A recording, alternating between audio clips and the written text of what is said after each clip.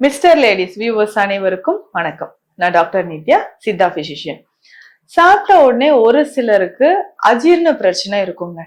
இந்த மலச்சிக்கல் தொந்தரவு இருந்துகிட்டே இருக்கும். நிறைய பேர் என்கிட்ட சொன்ன ஒரு விஷயம் என்னன்னா, மேடம் இந்த கான்ஸ்டிபேஷன் நான் சொல்றேன் இல்லைங்களா, கொஞ்ச நாள் கான்ஸ்டிபேஷன் இருக்கும், அப்புறம் திடீர்னு ஒரு நாளைக்கு 3-4 முறை நான் மோஷன் போயிடுறேன் அப்படின்னு சொல்லுவாங்க. அதுக்கப்புறம் இதே மாதிரி ஒரு வாரம் ஓடுது, திரும்பவும் அதுக்கப்புறமும் எனக்கு பார்த்தோம்னா மலச்சிக்கல் தொந்தரவு இருக்கு அப்படின்னு சொல்றாங்க. இந்த மாதிரி இருக்கக்கூடிய நிலை இரிட்டபிள் பவல் சிண்ட்ரோம் அப்படின்னு சொல்றோம். பேர்லயே இருக்கு பாருங்க, இரிட்டபிள் பவல் சிண்ட்ரோம்.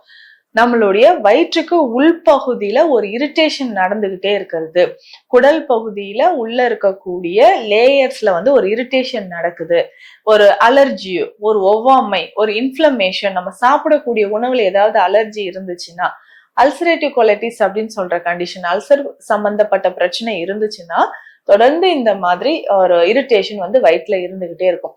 எந்த உணவு சாப்பிட்டாலும் ஒரு மணி நேரம் கழிந்து வயிறு கலக்கிக்கிட்டே இருக்குங்க. சரி, உடனே நான் மோஷன் போனோம்னு போவோம், ஆனா மோஷனே வரலங்க அப்படின்னு சொல்லுவாங்க. திரும்ப இல்ல வெளியில போலாமா அப்படின்னு யோசிக்கும் போது சரி இல்ல ஒரு வாட்டி டாய்லெட் போயிட்டு வருவோம். இதே மாதிரியான ஒரு அசௌகரியமான ஒரு நிலை நிறைய பேருக்கு இருக்கும். இதுல முக்கியமா பார்த்தோம்னா ஆசனவாய் பகுதியில எரிச்சல் இருந்துகிட்டே இருக்கும். மூலக்கடுப்பு அப்படின்னு சொல்லுவாங்க சித்த மருத்துவத்துல. இந்த மாதிரி மூலக்கடுப்பு அப்படின்னு சொல்றது அடிக்கடி மோஷன் போனவங்களுக்கு அந்த ஆனஸ் ரீஜன்ல ஒரு எரிச்சல், ஏதோ ஒரு புழு நெளிற மாதிரியே இருக்குங்க, கடுப்பா இருக்குங்க அப்படின்னு சொல்லுவாங்க. அதிகமான உஷ்ணமா இருக்கும். அடிக்கடி மோஷன் போனதுக்கு அப்புறமும் அந்த மலம் பார்த்தோம்னா நுரையா கலந்து வர மாதிரியோ இல்ல சாக்லேட் கலர்ல நல்ல ஒரு ப்ரௌன் கலர்ல வர மாதிரியோ நமக்கு தெரியும். இந்த மாதிரியான ஒரு அசௌகரியமான ஒரு நிலை இருந்துச்சுன்னா நமக்கு அந்த உள்ள குடல் பகுதியில பாதிப்பு இருக்கு அப்படின்றத நம்ம தெரிஞ்சுக்கலாம். குடல் பகுதியில சாதாரணமாக அஜீரணம் தொடர்பான பிரச்சனைகள் இருக்கும் பொழுது நம்ம எந்த மாதிரியான உணவுகள் எடுக்கணும், இதை எப்படி சரி செய்யலாம், பல வருஷமாக இது தீராம எனக்கு ஒரு பிரச்சனை இருக்குங்க அப்படின்னா இதை ரொம்ப எளிமையாக சரி செய்யலாம். நான் சொல்லக்கூடிய இந்த மருத்துவ குறிப்பை வீட்டுல இருந்த வரையே நீங்க ஃபாலோ பண்ணிட்டு வாங்க.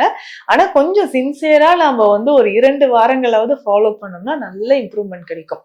ஏன்னா நம்மளுடைய உடலுக்கு ரொம்ப முக்கியமானது, நம்ம சாப்பிடக்கூடிய உணவு எல்லாமே டைஜஷன் ஆகி நமக்கு அப்சார்ப்ஷன் கரெக்டா நடக்கணும்னா குடல் ரொம்ப முக்கியம், இன்டெஸ்டைன் ரொம்ப முக்கியம். அப்போ அது உள்ள இன்ஃப்ளமேஷன் இருக்குன்னா இதுல நாடி பார்க்கும்போது ரொம்ப கிளியரா தெரியிற ஒரு விஷயம் என்னன்னா, குடல் பகுதியில அதனுடைய இயக்கம், அந்த மூவ்மெண்ட் பெரிஸ்டாலிக் மூவ்மெண்ட் நார்மலா இல்லை அப்படின்றது தெரியும். மலம் போகும்போது நம்ம சாப்பிட்ட உணவு சரியா டைஜஷன் ஆகாம செமி சாலிடா போறதோ இல்ல உணவு துகள்கள் அப்படியே வர்றதா நம்ம கண்ணால அப்படியே பார்க்க முடியுமே. அந்த மாதிரி ஜீரண சக்தி இல்லைன்னா உடல்ல என்ன ஆகும், உஷ்ணம் அதிகரிக்கும், உடல் எடை குறையிறது, நம்ம சாப்பிடக்கூடிய உணவில் சத்துக்களே இல்லாத மாதிரி இருக்கிறது, எல்லாம் சாப்பிடுற உணவு எங்கதான் போகுதுன்னே தெரியல அப்படி சொல்லுவாங்க. அனிமியா, ரத்த சோகை ஏற்படுறது, கால்சியம் குறைபாடு வர்றது, இந்த மாதிரியான நிறைய சிம்டம்ஸ் தெரிய ஆரம்பிக்கும். இதுல இருந்து நம்ம கொஞ்சம் கொஞ்சமாக மீண்டு வரணும்னா உணவு முறையில் அதிகமான கவனம் செலுத்தணும்.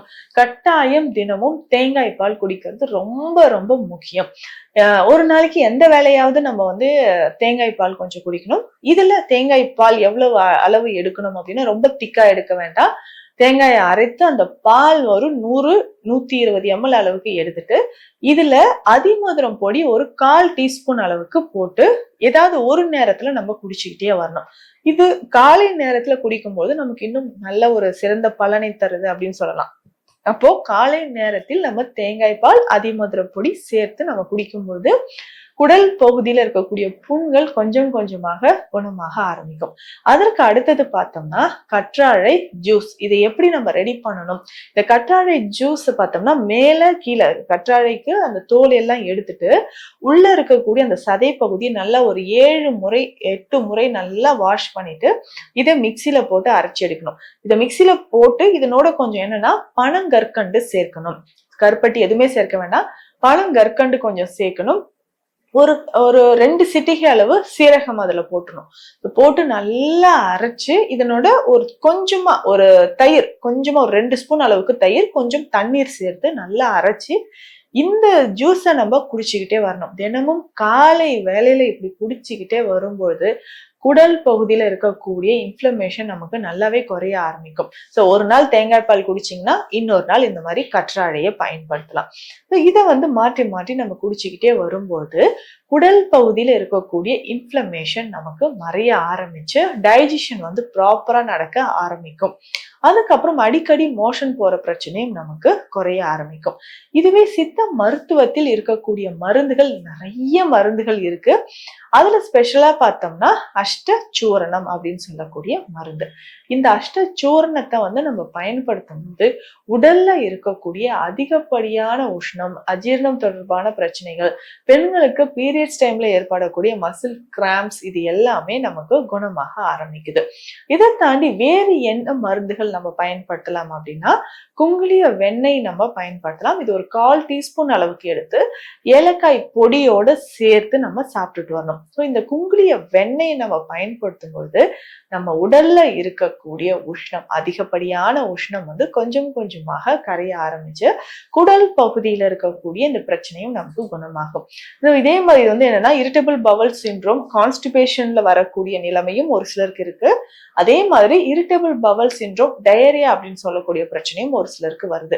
ஸோ அப்ப எங்கேயாவது நம்ம முக்கியமா வெளியில கிளம்புறோம், இல்ல ஆபீஸ்க்கு போறோம், காலை வேலையில இதுவே நான் எந்திரிச்சதுல இருந்து ஆபீஸ் போறதுக்குள்ள 3-4 முறை நான் டாய்லெட் தேடி ஓடுறேன் அப்படின்னு சொல்லக்கூடிய நபர்களுக்கு ஸோ இந்த மாதிரியான வழிமுறைகளை நம்ம ஃபாலோ பண்ணிட்டு வந்தோம்னா நிச்சயம் குடல் பகுதியில் இருக்கக்கூடிய பிரச்சனைகள் குணமாகும். இது கிரகணி அப்படின்னு சொல்லக்கூடிய ஒரு நோய் நிலை அப்படின்னு சித்த மருத்துவத்துல சொல்லுவாங்க. நாளடைவுல உடல் எடை குறைஞ்சிக்கிட்டே போயிடும், நரம்பு தளர்ச்சி உண்டாகும், உடல்ல நீர்ச்சத்தே இல்லாமல் போயிடும், சாப்பிட்ற உணவும் உடல்ல சேராமல் போயிடும் அப்படின்ற மாதிரியான அறிகுறிகள் எல்லாமே சொல்லியிருப்பாங்க.